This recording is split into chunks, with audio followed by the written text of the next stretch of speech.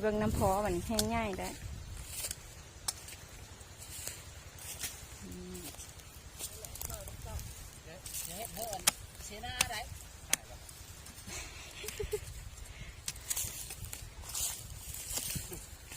คันแล้วหาซอยกีตอกของบ่ย่างดอก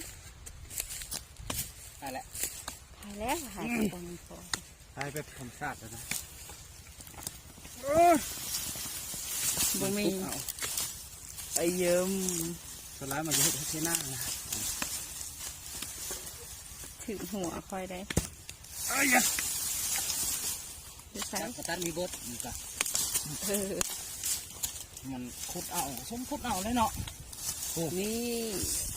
ให้คือมืดแทะมืดเถยมาแบบนี้ขุดเอาเยิ้มสุดยอดพวกนึงผ่านไปพวกต่อไปตัวนี้ใช่แล้วแต่ว่าง่ายอยู่ดีจะอยู่ของพวกไรนี่เอาไป2 ผ่านนะนี่มันขุดเอาสุดยอดบ่ผิดหวังบ่ผิดหวังเพราะว่าผิดหวังผิดหวังแต่เรื่องว่าพอเขาตื่นตาตื่นใจนะก็ซ้ำนี้แล้ว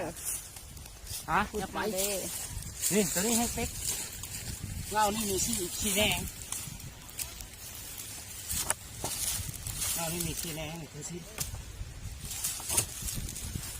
อายแล้วก้นยังหมดเลยซบอันนี้เข้าอยู่ไม่ได้เข้าใจ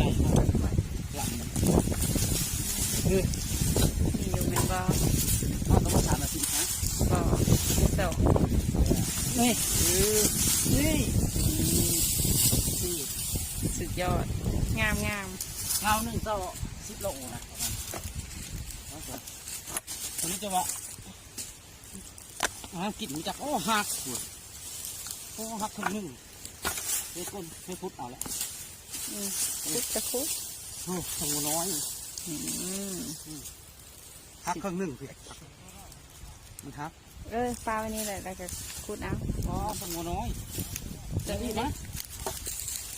ผมจะคอยจะพุด3 นาที 4 นาที 3 นาทีก็2 นาที